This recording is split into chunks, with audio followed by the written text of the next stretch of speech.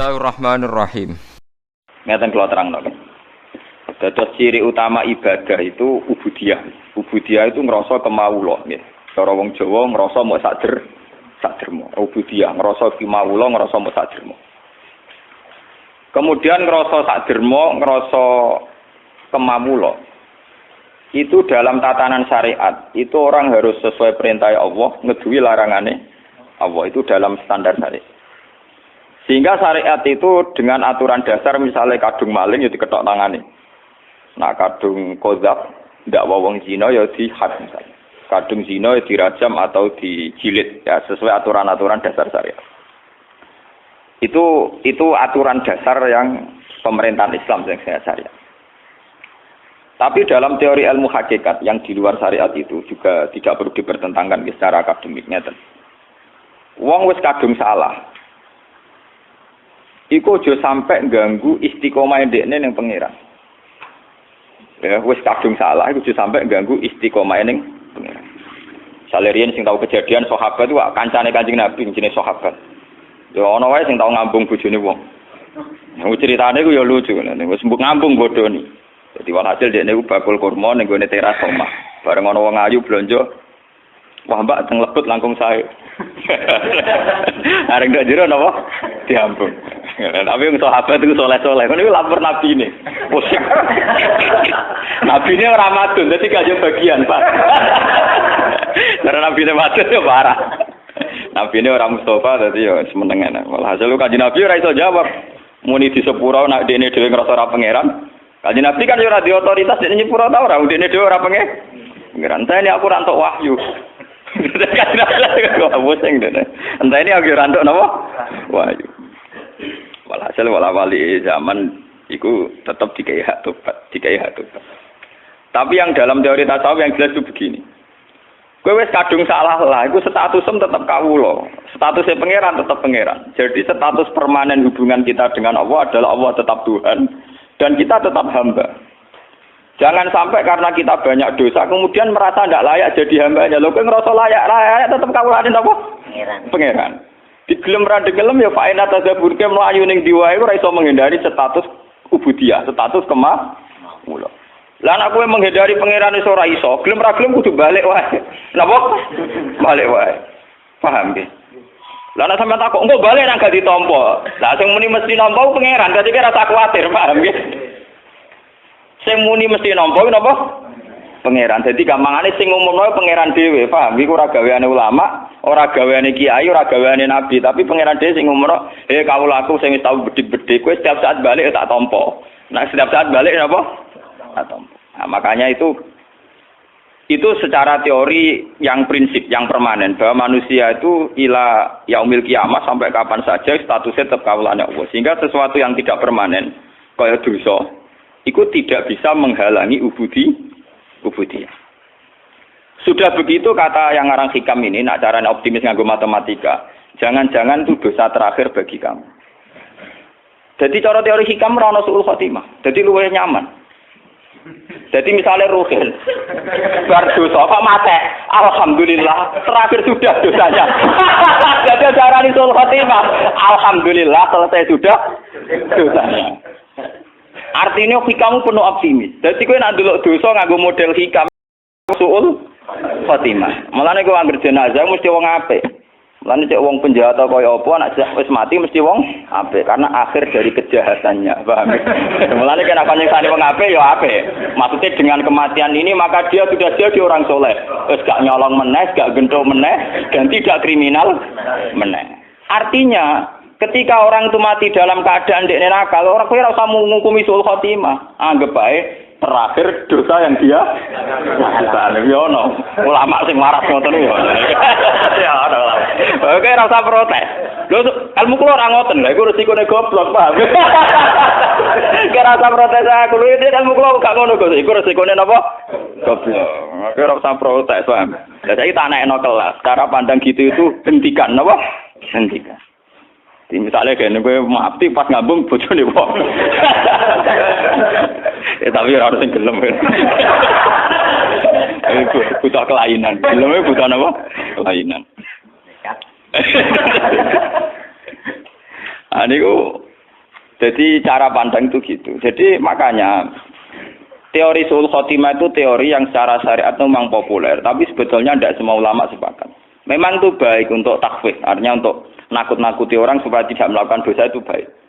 Tapi sebaik-baik teori ini batal secara hakikat karena pada akhirnya Allah itu Maha Pengampun. Pada akhirnya status kehambaan itu tidak bisa hilang. Apalagi teori hikam ini sesuai doa Rasulullah. Rasulullah itu kalau ngajarin doa gini. Allahumma alil hayata ziyadatan li fi kulli khairin. Ya Allah, kehidupan ini jadikan ziyadatan li fi kulli khairin. Pokoke kula nek isih urip anggap mawon kula isih iso sangu ngamal apik. Tapi wal mauta rohatan li min kulli syarrin. Dan anggap saja ya Allah kematian saya adalah bentuk segala keburukan saya mesti berakhir. Jadi cara pandang kok jadi kenapa mati rasa nangis kan? Dan sampai mati, ya Allah berakhir sudah semua kejahatan saya. Dan berakhir sudah semua kesalahan saya. Mergo kula ampun mati. Kalau betul mungkin Gusti kakean tingkah teng ora-ora masar. Nak ngono yo gampang ya udah paham. Yang penting ngaji wong waras ngaten iki sampean ben roh. Jadi sebetulnya muamalah dengan Tuhan itu harus penuh keyakinan, penuh kenyamanan. Ora kok aku ngajari sampean dosa, sampean nek masalah dosa urung tak ajari wis dosa, paham? Kula kadang diprotes ge tiyang-tiyang Gus ngoten ngajari wong maksiat. Wong maksiat iku malah sing ora tau ngaji aku. Artinya zaman maksiat itu orang kenal aku, iku maksiat terus diajari jo pinter, paham gitu. Justru ngajiku ngajari wong sing tau maksiat, ora usah terus-terus balik pangeran cek nampa pintu to. Coba. Utek nek saya lek ngajaran udah suudon, yo padune dekne ilmune terlambat. Dadi dekne sane suudon. Isane napa? Lho maksiate sampean apa ono sekono tak warai. Ya aja pinter dhewe-dhewe. Ayo apa ono sing maksiate krono tak warai. Ya aja pinter. Ayo mahasiswa do pacaran apa aku tau marai. Sing marai sapa yo? Ayo papa sing SMS-an sing marai sapa yo? Pinter dhewe. Oh kiai didelok-elokno. Kiai ku anane ngajak wong balik ning pengen. Jadi misalnya kiai pangeran moho pengampun kabeh dosa itu sepuro ora ngajari maksiat. Ngajari wong sing wis kadung maksiat iku ngadepi wong wis kadung kabeh. Dadi kiai ngadepi wong sing wis ora usah sok suci kowe ngadepi wong sing wis kadung napa?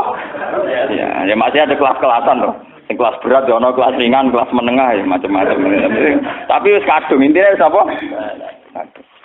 Jadi kalau dengan teori ini, kemungkinan su'ul khotimah, artinya gini loh, kalau zaman sampean hidup itu dengan Allah itu nyaman, husnudzon be pangeran. Bahkan andikan ke mas mati kok pas dalam keadaan maksiat, cara lahir dalam keadaan maksiat. Iku nek kowe penuh dedikasi be pangeran penuh husnudzon, misalnya ke mas mati sing dilalap pas maksiat.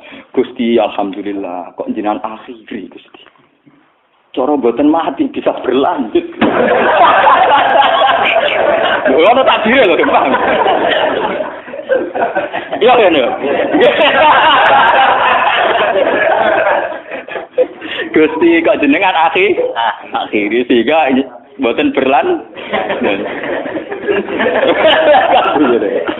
Jadi Kanjeng Nabi itu luar biasa cara didik optimis. Jadi Nabi itu ngajarkan kita, ya Allah jadikan hidup ini ziyadatan li fi kulli khairin, merupakan modal fi kulli khairin. Jadi kamane gue tambang amal. Gue tambang napa? Amal. Tapi wal mauta rohatan li min kulli syarrin, dan kematian itu menjadi akhir dari segala keburukan. Mana misalnya sampean takok, tapi nak mati bojoku rondo uripe nelongso. Ngono bojone nelongso apa meneh ditinggal napa? Iso wae entuk bojo sing luwih tetek, luwih napa? Kula nganti saniki termasuk kiai sing rawat mati. Kocok-kocok wis repot. Gus jarang Gus ulama ono kaya sampean. Nak mati ra ono. Aku zaman urip wis longko apa meneh mati. Wah, aku cek urip kaya ulama kaya aku kangelan ngono napa? Mati kowe ono ae. Wingi kula ketemu kanca, dekne saking wedine pangeran. Perasaane dekne iku pokoke kiai ngalim sing wali kok aku sowan mbek kula. Gus kula nu ndonga njuk mati bolak-balik. Iki sudah 3 kali ketemu malaikat Israil. Wonge khusuk lugu. Wah, matene wong. Biasa ketemu santri-santri sekuler ning Yogyakarta terus ketemu wong. Jadi sauri-uripe tirakat. Mau kepengen mati no, paham? Mau kepengen mati no, matene wong. Wis mimpi ketemu malaikat Israil ping napa? Ini cara jenengan saya kan udah mati, bareng lagi kayak alamat es grogi. Kayak gua aneh-aneh wae ya. Tak cerita. Ngono jenengan kok pede wae lho, ya beda kok. Aku wis ora urusan wis. Urusanku mbek pengen. Ini Israil mau utusan, mau napa? Utusan. Lha opo kowe darani Israil sing mateni pangeran terus pemanasan bareng malah lha opo.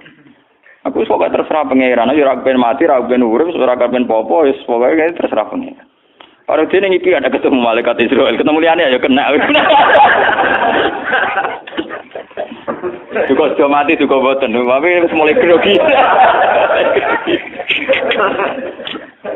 Ketemu santri sing cek khusus-khusus ku aneh-aneh, takokane ku aneh-aneh. Ngipi dituwak wil sepine macam-macam. Ya itu tapi ini secara ilmu begitu ya. Hikam ini kitab yang dipakai seluruh ulama seluruh dunia. Semua pondok orang-orang alim itu pakai. Sebenarnya hikam itu menanamkan supaya amalah dengan Tuhan itu nyaman. Kalau kamu hidup anggap saja tambang ziyadatan fi kulli khairin, tambang melakukan kebaikan. Kalau kamu mati dan kamu dalam keadaan buruk belum tobat, anggap saja akhir dari segala kejahatan Anda. Akhir dari potensi kesalahan Anda. Paham ya? Jadi kena mati siap seridano. Kabeh ya Allah, berakhir sudah segala kesalahan saya. Alhamdulillah Gusti, segalanya sudah berakhir. Kan nyaman. Jadi ketemu pangeran, kok wani mati? Gusti, sause kula penggali urip kula niku potensine salah. Jadi dengan kematian maka berakhir. Pangeran kan seneng. Ya kan cocok. Wah. Ini nek ngono ya gampang urip no. Jadi kalau ke dosa anggap saja kuwi dosa terakhir bagi kamu. Selama ini cara pandang orang, misalnya wong mati pas maksiat kan dianggap suul hati. Mungkin secara teori syariat ya, teori syariat itu begitu. Hanya teori syariat wong mati ini misalnya krono mabuk, minuman keras terus mati. Mungkin secara syariat kita mengatakan nasibnya CLE, mati ini pas nopo mabuk. Tapi itu kan teori syariat saja. Sebetulnya secara teori sosial, misalnya wong iku wis bikin keresahan, biasa malaki, wong biasa nyolong. Secara sosial kan ya untung dong ngomongin. Penyakitnya wis berangkat, penyakitnya wis napa? Ya tapi misalnya sing berangkat iki pisan duwe kesadaran, terakhir duwe kesadaran. Mari kadang terakhirlah dene ra siap mati. Malah pangeran diprotes to, wis minum iku dosa cara syariat. Dekne protes sampai mati, ora siap mati, protes mbek gotok-godare pangeran. Berarti dosane kan loro, dosa syariat, mbek dosa napa? Hakikat, dosa protes. Ajane cara protes malah apik. Misalnya pe mabuk muati pas mabuk, Gusti kula mabuk pas mati iki Gusti cocok mari mabuk malih. Sakjane ngono ya. Nggih Gusti cocok mari napa? Mabuk malih. Iku hebate Kanjeng Nabi. Jadi dari awal Nabi cara pandang napa? Nah al hayata iku ziyadatan li fi kulli khairin wal mauta rahatan li min kulli syarr. Dan tradisi ini harus kita kembangkan. Tradisi hubungan nyaman dengan Allah itu harus kita kembangkan. Kalau ada cerita-cerita termasuk yang teng Ihya. Ini betapa pentingnya di tradisi husnudzon, ruang husnudzon. Walhasil Nabi Isa itu seorang nabi, ruhuwah wa kalimatun, nabi khusyuk. Jadi Nabi Isa ora kaya Nabi Musa, sauri-uripe buantan, bulet. Nabi Musa nabi dhe bulet. Sing protes pangeran. Nabi Isa nu khusyuk. Khusyuk terus simahnya bagus, hanya orangnya standar terus simahnya bagus. Ya ora tau misoi tiyang, guys. Dia istiqomah, guys. Beliau itu baik, pria. Secara Kiai Jawa khusyuk. Dia itu punya 70 pengawal Hawariyin. Gue ganteng-ganteng, tiang Hawariyin itu ganteng-ganteng. Gue ganteng, ngirainnya resik, wanyer atau nyabur atau ngeflash, pokoknya tiang soleh Pak Rosi. Walhasil itu ada begundal di kawasan situ. Yang terkenal sekali kalau dia itu begundal, tukang mabuk, tukang macam-macam. Ketika melihat rombongan Nabi Isa dengan Hawariyin ini, si begundal ini spontan itu haru. Sehingga dia tidak sadar itu tahu-tahu ikut jalan bersama kelompok nopo Hawariyin, kelompok yang soleh-soleh. Nah, di antara wong Hawariyin ana sing risi karena merasa kelompok wong soleh, kelompok wali lah kemban. Dijejeri wong napa begundal niku risi. Risi kok resah ngoten. Merasa ulama dijejeri wong ora ben. Jadi ngerasa ora nyaman. Ternyata apa yang dilakukan Allah? Jarene Allah saat itu kan masih ada nabi sehingga ada informasi langit. Nggih, saat itu masih ada nabi, ada informasi langit. Itu maksud jarene jeng. Masih ada informasi langit. Terus Nabi Isa dikei wahyu. Ngene ora Mas Rumun. Isa, kandhani wong iku. Nggih, walimu sing risi iku kandhani. Saiki begundalu tak angkat dadi wali genteni dekne. Dekne tak angkat dadi wong biasa, liap tadi al amal. Dekne amali zero no. Kon mulai kon apa? No.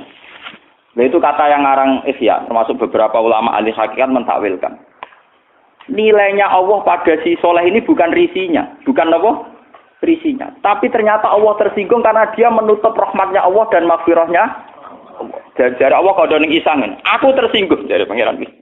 Aku tersinggung, aku pangeran, rahmatku ditutupi, rahmatku dibatas-batasi.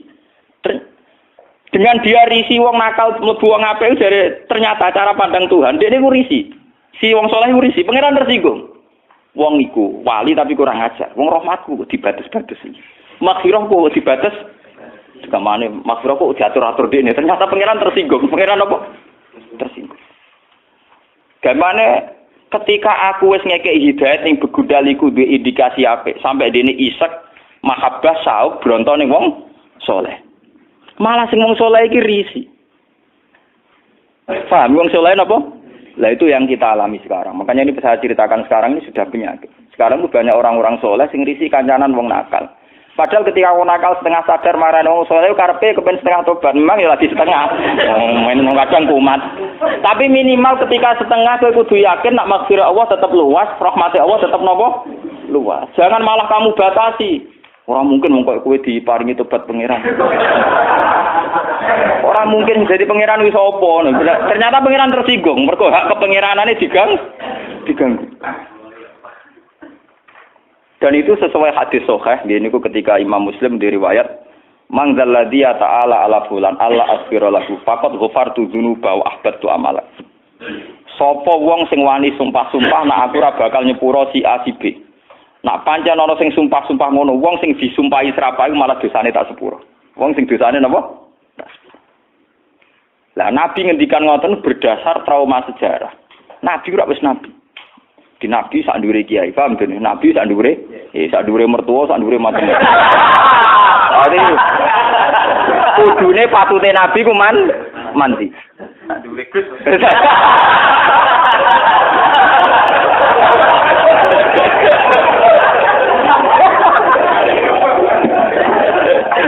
Jadi semua tak dure kabeh. Itu Wahsy, nggih. Wahsy itu rak qatilu Hamzah. Wahsy itu pembunuh sinten? Hamzah. Dan saat itu Said Hamzah itu ahabbun nas ila Rasulillah. Ahabbun nas napa? Ila Rasulillah. Kanjeng Nabi oleh maksudna Wahsy wis entek ngamuk. Bahkan Nabi itu janggal sampai ngendikan kaifa yuflihu qaumun. Tidak mungkin kaum sing memperlakukan begitu ape bejo. Kamana bentuk hidayah. Malah dadi asbab nuzule la salaka minal amri syai'un aw yatuba alaihim aw yu'adzibah.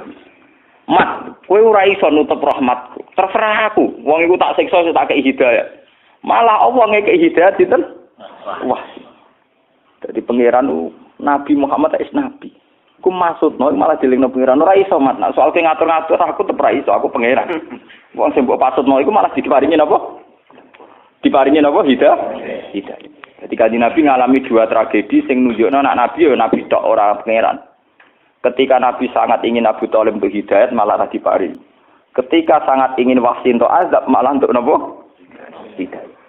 Mane kalau dadi kiai tenang mau. Artinya tenang maksudno ya rapati wani ndongakne rapati wani buan. Lah Nabi Muhammad yang ngalami ngono.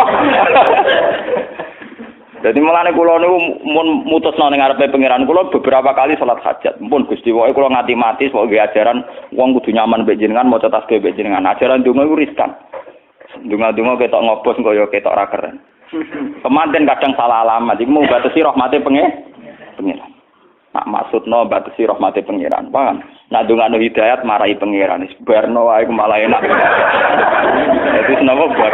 Lho soal kula tetep donga iku nunjukno kaku kawula. Paham nek cara tasawuf donga iku ora kepen disembadani, muk nunjukno nak kawula.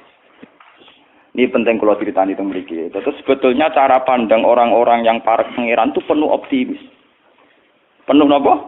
Optimis. Sehingga kalau orang buruk itu mati dan kita secara lahir monisul khotimah oke lah. Kalau memang standar orang banyak mengatakan itu khotimah ya oke lah kalau standar hukum ada. Tapi sebetulnya secara hukum sosial itu bagus. Misalnya orang nakal, begundal, pegawainya malak, pegawainya nakal, terus mati. Secara sosial orang kan juga untung toh. Karena akhiru syarrin minhu, akhir dari keburukan dari dia. Lho si dia ini andekan dekne legowo, di akhir hayatnya legowo. Gusti saurip-urip kula kok zalim, nakali wong, zalimi wong. Ini saat terbaik Gusti karena berakhir segalanya. Lho ngomong dekne ngono malah apik lha Pak.